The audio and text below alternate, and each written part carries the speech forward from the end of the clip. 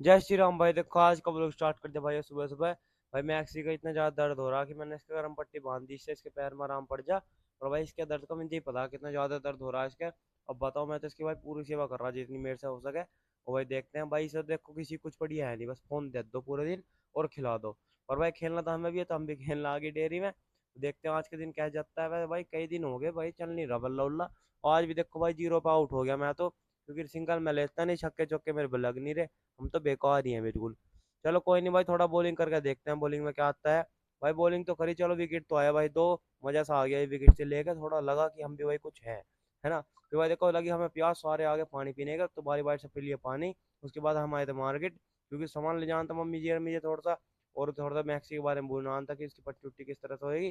भाई फिर करा मैंने अपना सारा वर्क बैठ के जितना रहता था, क्योंकि अब स्कूल तो जाना होगा नहीं शादी की वजह से, तो बस शादी के बाद स्कूल जाएंगे। अब सारा काम वर्क कंप्लीट कर लेते हैं अपना। आज के लिए इतना ही, मिलते हैं नेक्स्ट व्लॉग में। बाय।